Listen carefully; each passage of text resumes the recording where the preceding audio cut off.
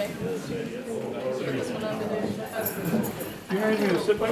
hi everybody. Thank you for coming tonight. On behalf of the Woodville Historical Society, we're happy to have John come in tonight, and he's going to give talk about old-time farming and his toys and stuff that he's got here. We've got a silent auction going on for the Historical Society. If you didn't get your sesquicentennial book last year, we have some still back here for sale. We've got the centennial books from 1971, I think it was. We have them for sale as well. 25 for the sesquicentennial, 15 for the centennial books if you'd like one of them. And we also got Lessa for sale back here as well. So please help support us.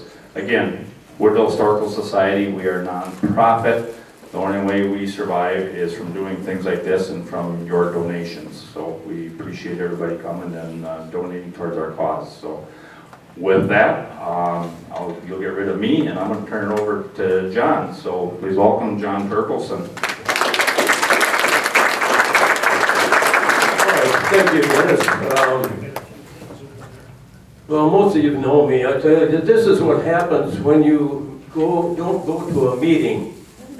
I missed one of our meetings, and I found out the next day that I was going to be doing something like this, and I thought, oh, okay, I'll give it a try. Anyway, I want to mention something before we start on this silent auction. There's a tractor over there, it's a 1/16 scale. I don't like to call them toys, I call them replicas.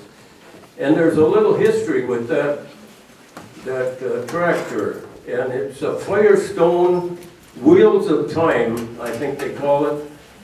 And Firestone was a man's name. And he dreamed of putting the American farm on rubber. And he put the first practical farm tire in 1932.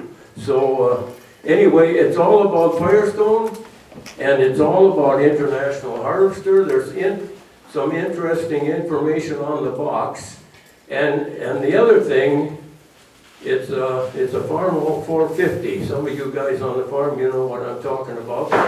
But it's got what they call electro on it. And if I remember right, I remember when they came out with them and they thought, oh boy, this is going to be a big deal. They were going to put implements that run by electricity. But it did not fly. I don't know, it was very short-lived, and many of them probably never even made it to the market. So there's a little bit of history along with that unit over there. So if I understand there's a bid on it, which is good. So if you want to up it, fine. You're getting a little bit of history. Okay, so this is the Woodville Historical Society's contribution to setting them eye. And what is setting them eye without a little bit of Lena and Ole? And Ole came home from work one day, and Lena met him at the door, and he said, guess what, Lena? He said, I see an old moose on the way to work this morning. And Lena says, how do you know it was on his way to work? And Ole was going to Fargo, and he was going to take the plane. So he was at the airport, and the airport was quite busy. And anyway, he said, how long does it take to get from Minneapolis to Fargo? And the clerk, he was busy. He said, just a minute. And Ole said, well, if he's going to go that fast, I think I'll just take the bus. All right, enough of that. Back in 1865, this area was settled by hunters and trappers. The area was covered with heavy timber. Parts of it spoken of as the Big Woods. In fact, that's kind of, I guess, where the name Woodville came about. And later on, somebody thought, hey, what an ideal place to start the business of lumbering. So railroads were built. and sawmills were built. And I understand, I just found this out a few years ago. The first sawmill was over what I call the Freddie Gullickson place.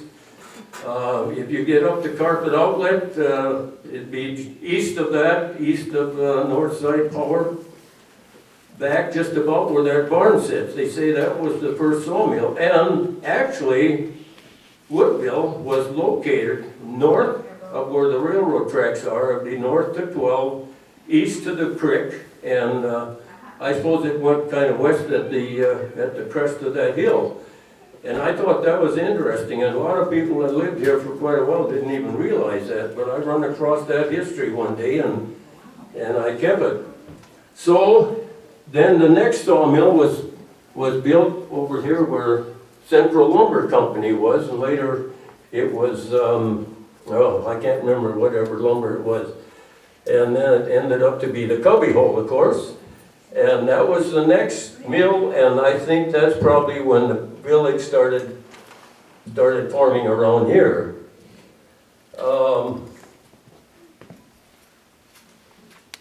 Okay, so anyway, can you imagine, houses had to be built,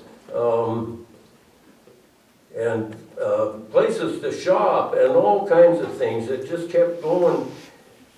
And I found another thing interesting. When this would be in the 1940s, as a young lad, the place we had was approximately 2 miles east of town here, and we rented another 80. 40 was on the west of it, and other 40 laid to the south of our 80. Well, back there were some big stumps that were about, I'd say close to 8 feet high, but you could see they were all charred.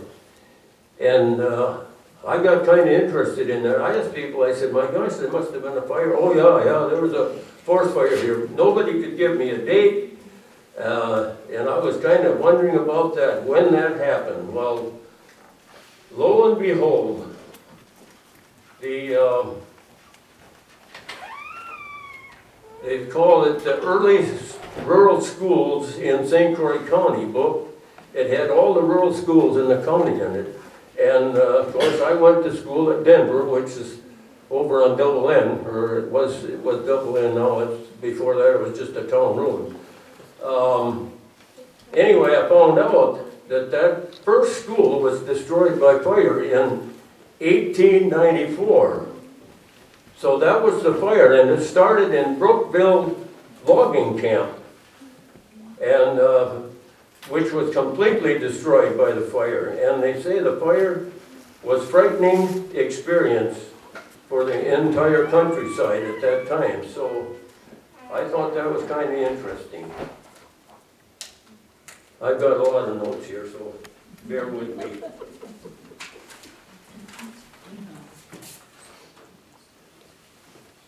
In the late summer of, no, that's not right. I knew I'd make a mistake. Here we go. As I remember, the farms in this area were considered small farms, 40, 60, 80 acres, some 100, 160, or even 200 acres. They were considered quite big farms at that time. And I thought it was always interesting that a lot of families were raised on these 40 acres, big families, and there was enough income to keep things going. And they didn't have to spend so much money back then, and they didn't need so many things. And most of these farms were dairy farms. They raised crops to feed their animals, and cows, chickens, hogs, sheep would be found on these farms. Hay, clover, timothy, elsack, some alfalfa, oats and corn were raised to feed them. And some with chickens had enough chickens so they'd bring eggs to town and trade for their supplies. And back in them days, they called it trading. You'd never heard of shopping. I thought that was kind of interesting too. Well, then dairy would be the be the big thing for farming back then, and you'd either sold cream for butter or you sold milk to some of the plants. And there were many creameries and cheese factories in the area. My gosh, probably about every 3-4 miles you'd have a cheese factory. And anyway, I remember when was selling cream to Baldwin Creamery back in the, well, I suppose through the late 30s and early 40s. Anyway, if you can see this separator right out in front of me, we had something like that at home, and I remember hand cranking that thing as a small child, and it was quite an effort. And of course, my mother always had to wash it up, and I never really understood how they worked, but I got a little information on it, and they say that spun around in there, and the milk being heavier went to the outside and went into one pail, and the cream went to the middle and settled and came out the other side. And before the separators, people were just skimming the top of the milk for their cream, and they found out there was an awful lot of it that got left. And so later on, how did this stuff get to the plants? Well, some people hauled it themselves, and then they had horses and wagons, and later on trucks got in the making of it. Well, back in 1956, in September, was my thrilling start of hauling can milk. So it was very similar to a truck like this, and I remember, I think it was in the around 46, possibly, is when the state demanded that they had vans instead of the open racks. And so I hauled can milk from September of 56 until April of 60. And then I transferred to bulk, which my dad said was a lazy man's job, but I don't know. I did that for over 29 years, so anyway, they were little cans like this. So these are pretty much scaled to match that van there, and I'm kind of proud of these little cans. I think I did a pretty good job making them, so later on, if you want to come up and investigate, you can.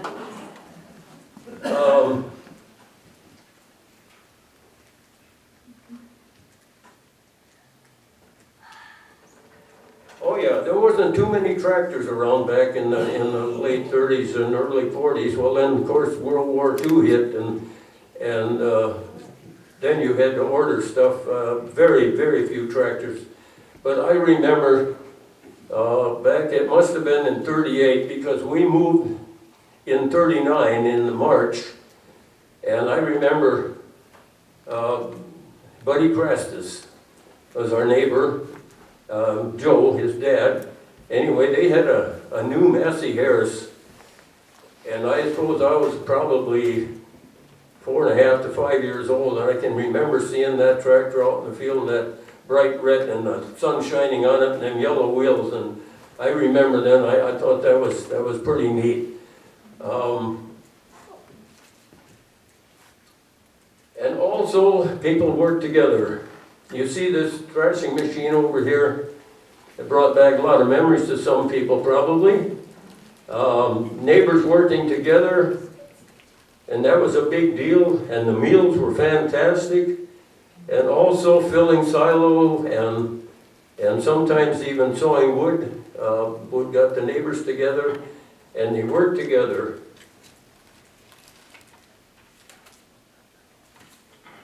Now, what have we got?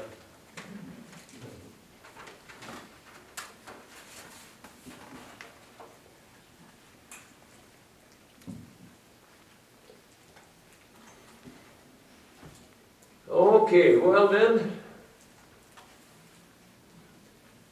yeah, I stayed on the farm helping until 1953, when my brother got out of service, and him and my dad decided to farm together, and it wasn't enough for a third man, so I kind of drifted off and started working out. 1954, I went in service. Back in them days, you had to, if you were fit, you had to serve 2 years, so that was compulsory. And you couldn't get a decent job unless you were in, because nobody would hire you. They said, oh, we'll just get you trained and they'll call you. So anyway, that's the way that works. So then I got out in 56. I did my 2 years. And so that's when I started. I got into this mill calling. And later on over the summit, well, we ended up living in Menominee for a couple years, and then decided to move back up this way so I'd be a little bit closer to work. So we ended up being north of town for about 30 years. We lived in one place for 5 years, and they sold that place, so we had to move. Well, then we just moved a mile east. We still stayed in the Woodville district, Baldwin Woodville. And in the summer of 65, that guy wanted to sell that. We were on a 40-acre piece. We were just renting the house, but then he wanted to sell that 40 acres. And I was getting tired of moving, so I decided to make a go of it. So I bought the place, and we rented out for a while, and then the neighbor said, oh, why don't you get yourself some cattle, you know, and all the money I was going to make. And so anyway, it was a playground for me, and it wasn't all bad. We got to going pretty good. We were out there for 25 years, and my wife decided she wanted to move to town. And I thought I'd be retiring out there. Well, then she got pretty stern about the moving to town, so we moved to town here and built a house up there in Lloyd Reed's pasture, actually. And that's kind of when, I don't know, I suppose it's that old story, you can take the boy out of the country, but you can't take the country out of the boy. I don't know if that's what happened, but anyway, I seen an ad for a toy show in Baldwin, the FFA sponsored it, and I thought, oh my, you know, they called it a farm toy show, and I never heard of one before that, so I went. And I never realized that people collected toys until then. And anyway, I seen a tractor like this red one right there, and I seen the price they had on it, and I thought, oh my, I told Rachel, I said, mine is going on the shelf. And so anyway, that one there, I got it at the Minnesota State Fair after the Second World War. So that's kind of one of the first tractors I had. And right away, I didn't like the looks of it. I took the wheels off and reversed them and painted the rims. And I didn't realize it then, but actually that's called customizing. So I got started on that, and then I started collecting, and then between Christmas and birthday parties and stuff like that is where it all started. I want to mention get back to a little bit of history here about Tea Garden. I should have done this before I moved on, but I want to share this with you. In 1866, after serving in the Union Army during the Civil War, Thomas Tea Garden moved from Indiana to Menominee, Wisconsin, where he established a water-powered mill on Wilson Creek. It was the first in the area. This lumber and flour mill was in operations for 4 generations. In the 1950s, Levi, a grandson of Thomas Tea Garden, planned and built the machine that produced snow fence, also powered by Wilson Creek. And this business went in operation until the 1970s. And I'm sorry that I did not go over and look at that, because it would have been quite an experience. Somebody said they were over there and they turned a big lever, moved it, and he said things started creaking, and he thought the whole thing was coming down, but actually that must have let the water through it and run the machine. Well, anyway, the working machines from the mill, including the grinding stone, were moved to the Moon Lake Threshers Association ground and rebuilt like the original mill, and is operating during the show there. The snow fence machine is also set up and running at the show. Now I remember when working down there, and the manager of the cheese factory had a young boy, and he said that Levi, he'd get pretty mad when he seen a truck going by with a load of snow fence on it, because they were making snow fence. But if you ever get to the Moon Lake Threshers thing up at Turtle Lake, it's south of Turtle Lake, it'd be worth to really look at, because it's really quite a thing. And how he designed that to work, I don't know. That's why I wish I would have seen it in operation. Anyway, the Tea Garden Co-op Cheese Factory was built on the Tea Garden property. And I was always unable to get much history on this cheese factory. I talked with Joy Tea Garden, another grandson of Thomas, about the factory, but was unable to give much of a story about it. He did say he thought it was started by a very few farmers in the area. I would guess probably during the 1920s. And then of course my connection started in '56 when I worked down there.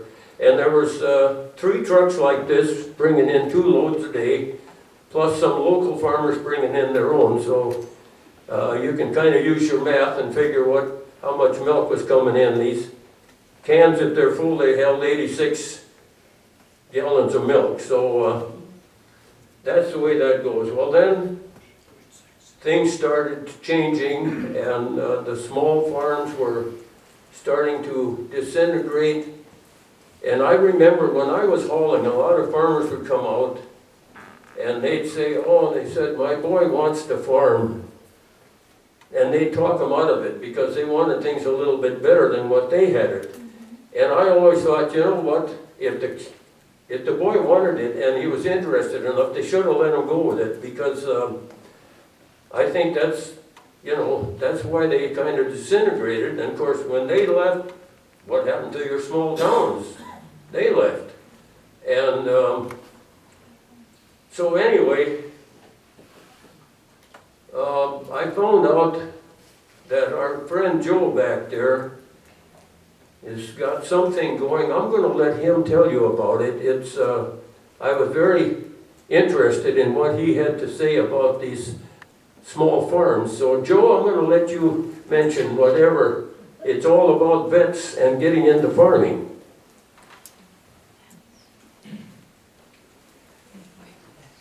Joe Cook is a small farmer himself. You're over on Double N, aren't you? Correct. All right, here you are. Thank you. Great replicas. Thank you. Thank you. Thank you for your service too. I'm a veteran also, and I thought that too many farmers are going bankrupt and people going out of business with family farms throughout the country.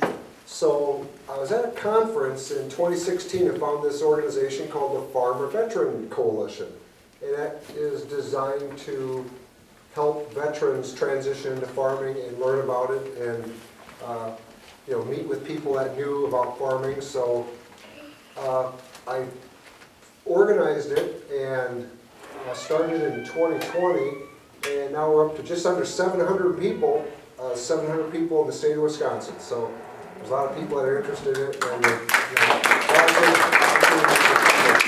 I always joke with the guys. I say, yeah, you guys like to get up early and work hard. You're the perfect candidates to be farmers. Yeah, it's true too. And being independent and self-sufficient also, that feeling of, every night you go and you're done for the day and you think, I can't wait till tomorrow to get back at it. That's that thing of farming. That's what I want for all the kids here. And that little youngster that was running around here, that 3-year-old little blonde-haired boy that's looking at all these tractors, just ran and ran and ran. You know he's going to be a farmer. Yeah, he's going to be.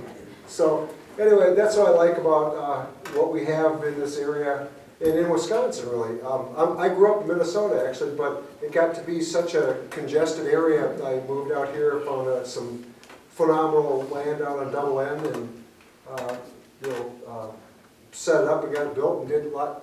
And so I'm here today, and I'm glad to be in this community and in the church family at Zion, and doing the things I get to do every day. And I have Black Angus, by the way, too. They're fun animals too. I can't send them off to slaughter anymore.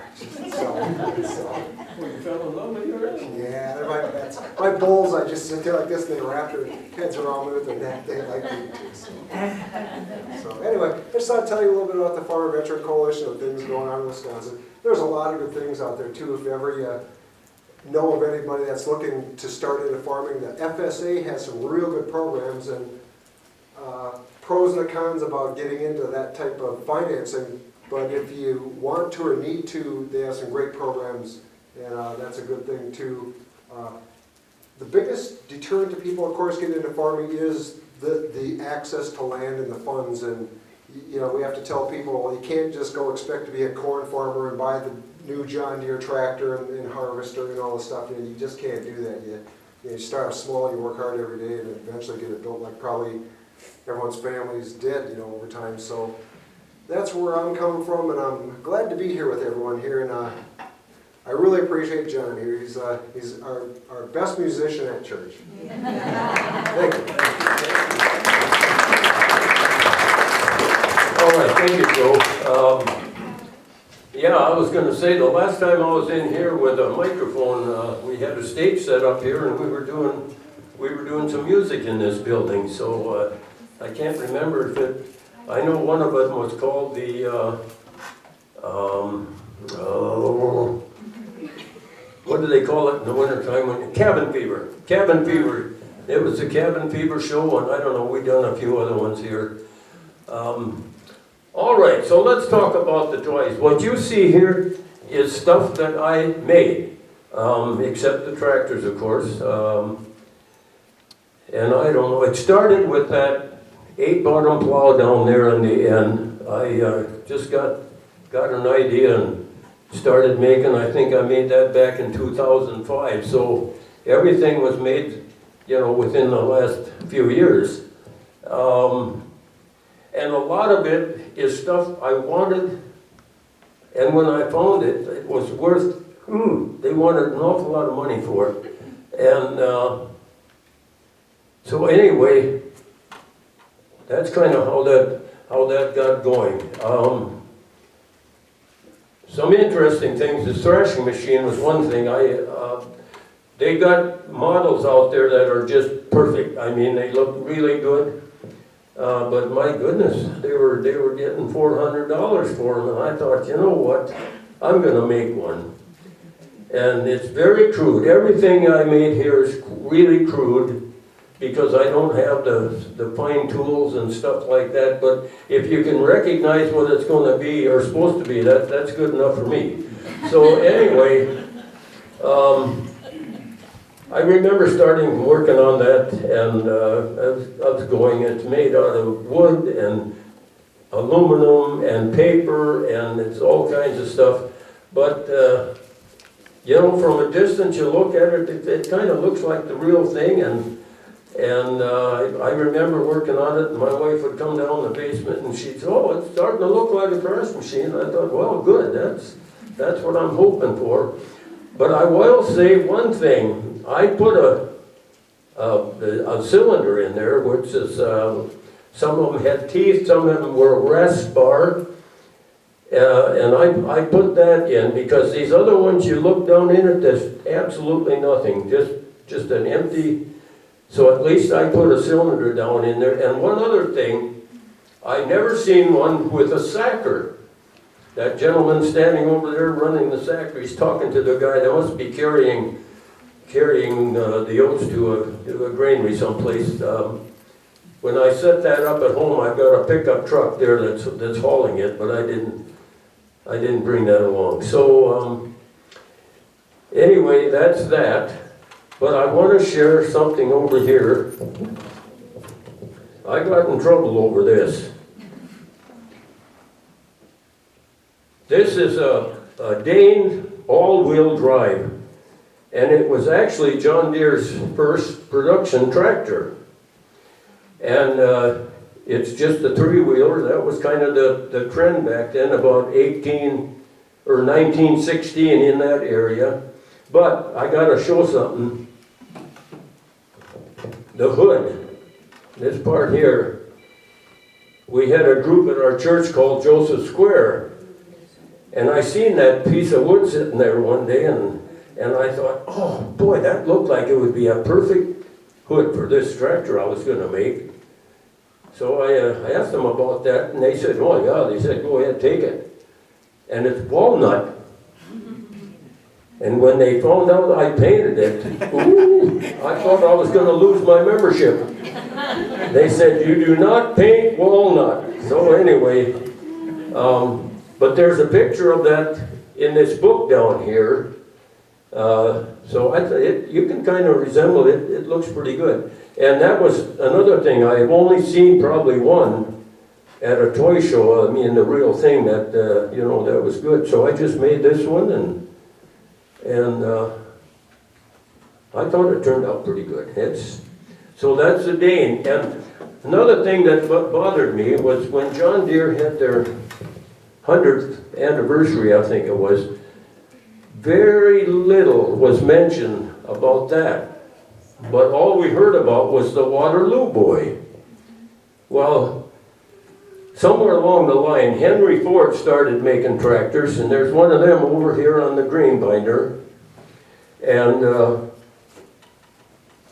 they were giving International and all them a good run for their money, and so everybody started thinking, oh, we gotta make a smaller tractor.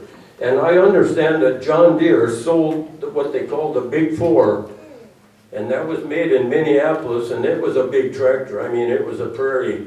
It pulled probably 14 bottoms, if not more. And but they didn't have a small tractor. So anyway, this Joe Dane was on the board. Excuse me. And he designed that tractor, and it was very, very good. When they had contests, it was rated very good. It pulled 3-bottom plow, but it was about a $1,200 tractor, and they were looking for something between $400 and $500. So there was only a few of them made, somewhere maybe like 100 or so. Well, then I understand that Joe Dane passed away. I don't know if it was a heart attack or what, on his way one time to where they were going to demonstrate that tractor or something. Well, anyway, that they kind of lost interest in it, and at that time, the Waterloo Engine Company was for sale. I think it was 1918. John Deere bought that. So there they had their cheaper tractor. Well, then, the rest of the story, it went on and on and on from there. So that, and one other thing, that the Ellis Chalmers all-crop harvester, I thought was a kind of a unique thing even back as a child, because most combines were what they call that straight-through design. But this one, your grade went up and it made the turn, and then the actual threshing was come out the side there, the straw and stuff. And another I found out that there's only one belt on the back of that drives the whole machine. And this one I got kind of cheap, and I thought, well, I didn't want to mess around and make a reel for it, so actually it's designed to pick up a windrow, so that's why there's not a reel on it. And then it's got the scour clean, which cleans the oats pretty good at the end. And I was at a toy show one time, and I seen a little bitty one like that. And my wife was with me, and she said, you could make one of them. And I got to thinking, well, yeah, why not? So I made more or less a 1/64 scale. And the other one is close to a 1/16. And, okay, and and the disc, and that, supposed to be a cultipacker behind that farm of lamb there. And what I used are them little caps. When you buy a carton of orange juice, you pull that little white tab off. That's what them things are, so you can see. And I saved a lot of them. I still got a lot of them, but you got to use your imagination. And one time back in, I think it was about December of 2017, there was a ad in this Toy Farmer magazine, which is a worldwide thing. Anyway, they wanted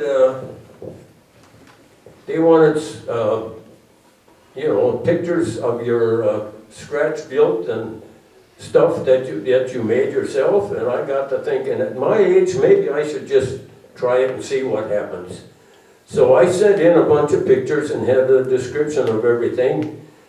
And in April of 2018,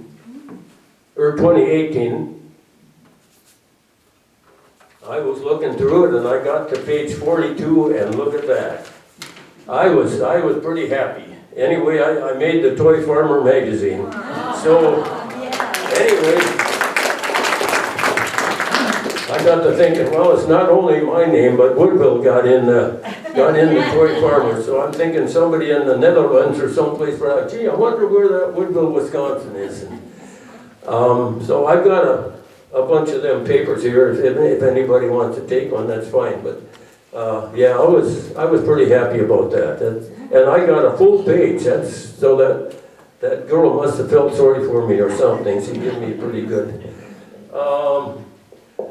So with that, I'm going to let Allison put some pictures up for us.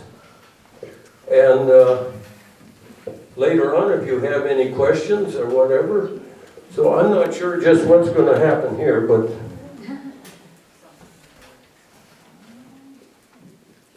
oh yeah, there's my logo. If you go out on the cemetery, it's on my tombstone. So nobody has to ask me, what do you want on your tombstone? Oh yeah, and there I am with my big toys. A Farmall H and a John Deere D.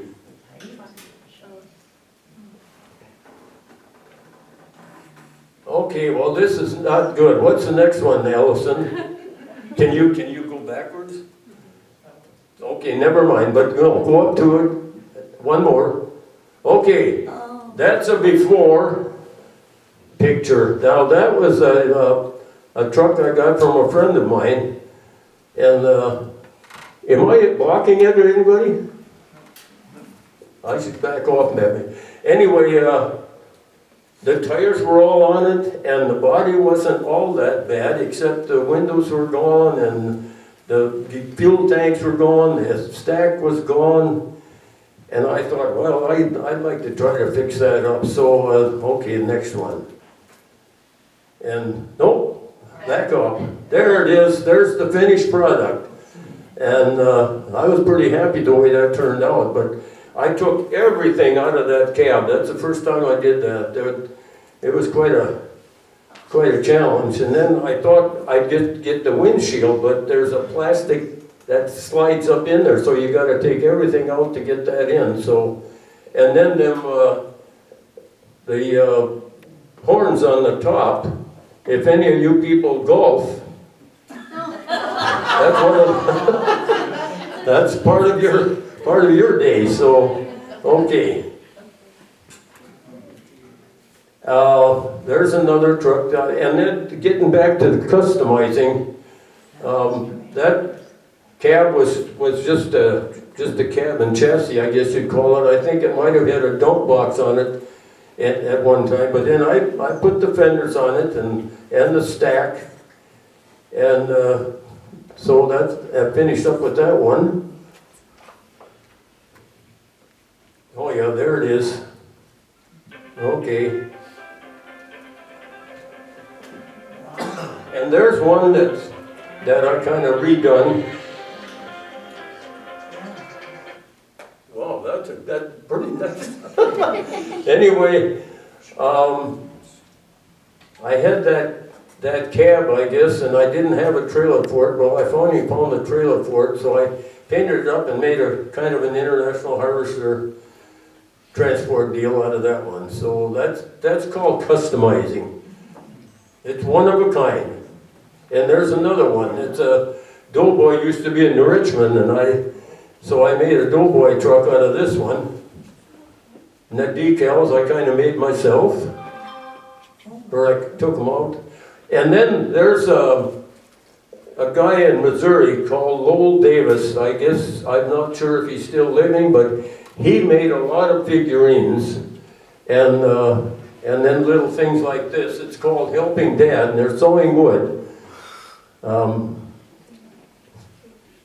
And I've got, I must have about 4 or 5 of them things that put together.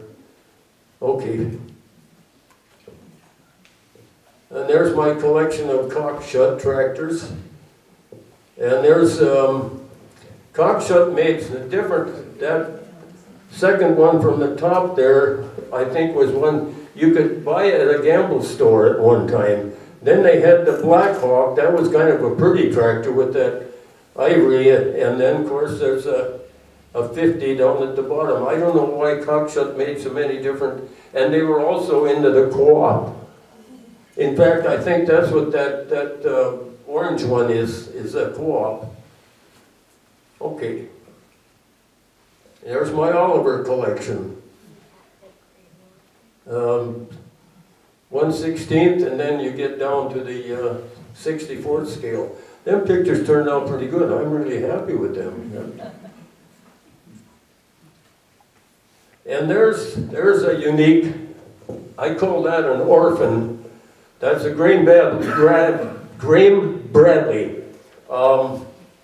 Made probably 38, 39, a little streamlined for their time, and it was that Graham Page company that decided they were going to make a tractor. Well, there it is, and it wasn't a big hit either, because they only made them for a couple years. But for that period, they were a very streamlined tractor. And there's International Crawler. And the reason I got that is because it's an agricultural tractor. That's what the A stands for. It's a TD14A. And I thought it looked pretty nice. The detail is really neat on it. So there it sits. And there's another one that's highly detailed. A Minneapolis Moline. That's a 445. And I got took on that, I'll tell you. I got that down in Branson, Missouri at, I think they called it the World Toy Museum or something like that. And I spotted that tractor and I mistook a number. I thought it was a 4 and it turned out to be a 7.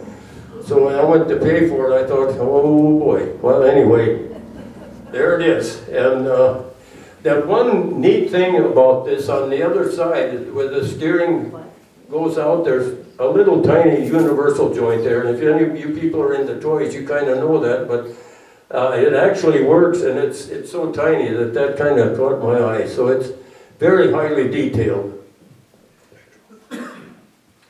And there's they call that a precision model, M. In fact, it was the first one that Stockman sold over there. I was going to order one, and he said, oh, I just got a shipment. He got a lot of Ertl toys. So we opened the box, and sure enough, there it was. So I got the first one. And that's a precision plow behind it, and their detail is very, very high too. So, okay, and there's another one that's got nice detail. And there's a couple, apparently, I think they are the precision too. There's a 4020 and the 730 John Deere. And actually that that era over here was the last of their two-cylinder tractors, so then they went to the 4 and the 6s or whatever. It was quite a change, and apparently the dealers didn't even know about it. I don't know how they kept that a secret, but there was a big hoop-de-doo, I think it was in Dallas, Texas, and they all went down there, and there they had them new tractors, but I don't know how they could have kept that a secret all them that time when they were making them. There's a couple John Deere high crops. There's a A and a G, and they were designed for cultivation, you know, where crops got higher. Didn't see too many of them around here. I think they were more down in the southern states where whatever they were growing, I don't know, but there they are. And there's a model, that's the one that I had at home. I put the lights on it and the fenders, and that's kind of a neat tractor. When I seen it over at Meyer Implement, I looked and I said, oh my gosh, I said, that's the tractor I got. And they said, yeah, it is. So I ended up buying it. So there it is. But I sold the main one.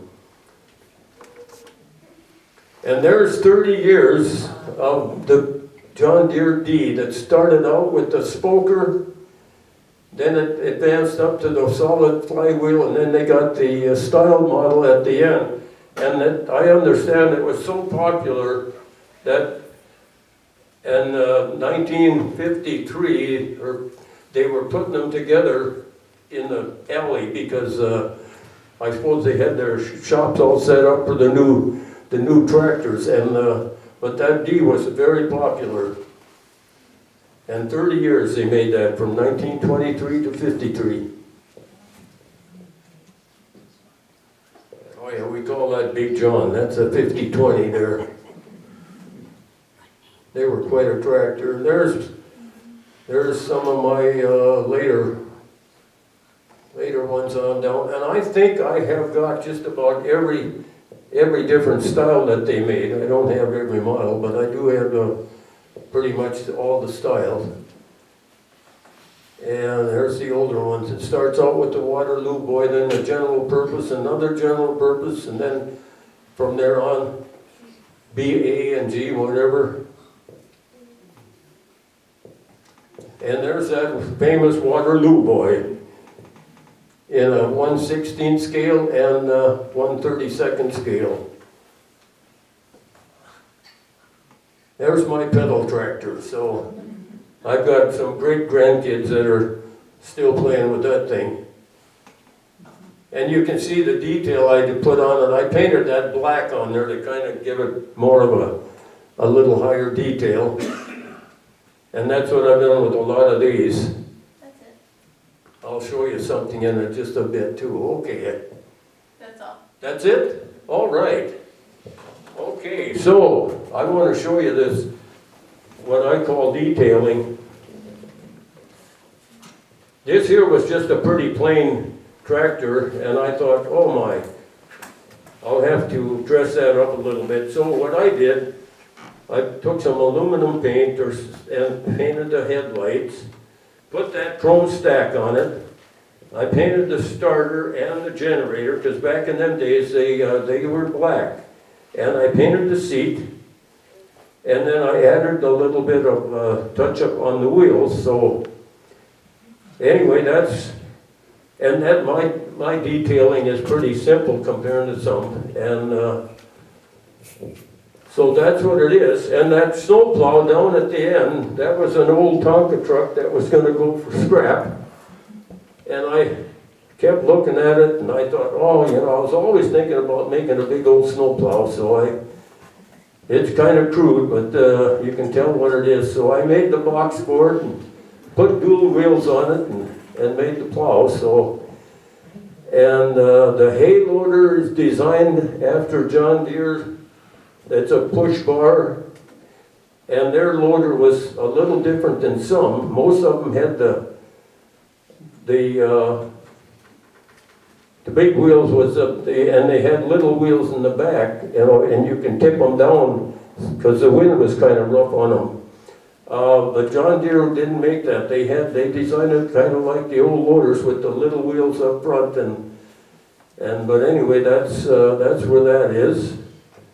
And then that green chopper or whatever, and that bump feeder, I made that. I seen one of them at a toy show once, and I couldn't believe it. They had a $100 bill on that bump feeder, and I thought, oh, somebody must put a lot of time into that. And I thought, well, I can build one of them. So I did. It's probably not quite as neat as the one I seen, and that chopper is made from parts of a corn planter, and I don't know what all, but I had quite a time with to getting it all to hold together. Well, then somebody said, what did you use for the spout in the back? And well, if you look closely, it's all from a plastic watering can. So you got to use your imagination. And I always wanted a corn chopper. And True Scale was building, they had choppers, and they were for picking up hay. And they just painted a different color for whatever make you wanted, but otherwise they were all exactly the same thing. And I thought, well, I was almost going to have somebody make me one, and then I thought, I got kind of brave, and I put that Gale together. Well, I had one of them when I was out on the farm, so I kind of remembered a little bit how they looked. Otherwise, I just kind of went by pictures, and it might be off on the scale a little bit, but that's how that come to be. And that was the one, the big picture in the book. So apparently that gal liked the looks of that too. And something else about that Alice Chalmers, that all crop harvester, not only that, what interests me was that one belt that drove everything, but they also had a special design deal in that fan so that the air was distributed even. You didn't have a big gush, kind of like right up through the center, that all the air was supposed to be equal from one side to the other. And I thought that was kind of neat. So Alice Chalmers, they always kind of knew what they were doing, but they never built a tractor for a long-legged person until later. They weren't very comfortable.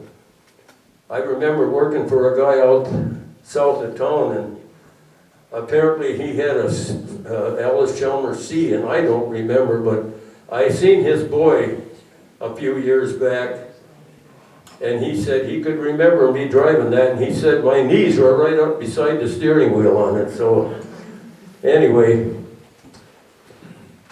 that's how that goes. And the silo filling thing over here, like I said, it's very crude, but that's kind of the way we did it back in the late 40s, early 50s. And that's designed, that ratchet unloading, it just kind of jerk and jerk and jerk, and then you'd unplug it and pull a bunch of stuff down and get it in. The grain binder, I always wanted one of them too, and so I thought, well, why not? So I just started putting that together, and it works. And then the guy on that poor tractor, from what I understand, they were probably hard to start sometimes. So anyway, I think with that, if there's any questions, John, yes. with regards to the thresher, how long did it take you to build that? How long? Oh, well, I didn't work on them steady, but it took quite a while. It depending on how how interested I was, but sometimes you'd put them aside and you'd let them go for a couple of weeks before you start working on them again.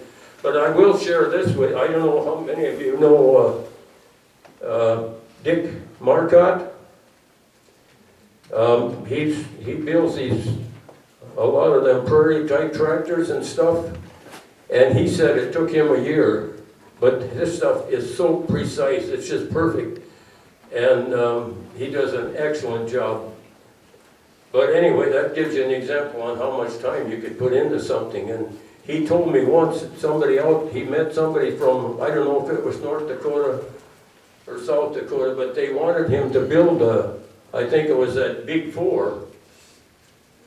And he said, I wouldn't have any idea how much to charge. And I said, well, Dick, it would be basically your time that you'd have to think about, because a lot of the material, it's there, you just use it. And I remember the wheels he had, I think they cut well casings and stuff to make them, but he put all the spokes and everything in. I mean, this is really, really something, and I just didn't have the tools or the time. And all my, the wagons I made, they're all on a true scale chassis, and they weren't hard to build. That just took just a short time. And I guess, so anything, and then, yeah, the sacks over here, somebody spotted that a few years ago. I think I was up to the Legion. I think we had some stuff displayed up there for UFTA days a few years back. And somebody spotted that they were gloves, cut the fingers out of them. So I didn't take much time in, in making them either. So, but it's fun. You got to use your imagination, and so if you want to get a closer look, come on up. And other than that, thank you so much for being here. I appreciate it.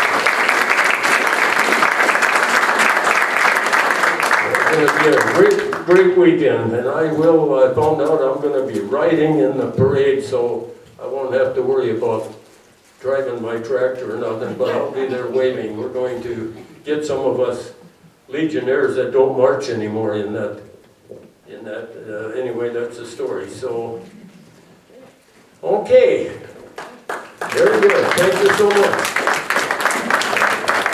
And I want to thank the Historical Society for giving me the honor, and even though I wasn't at the meeting, this is honor and a privilege for me, so thank you very much. We have Alexa for sale and the Centennial books if you're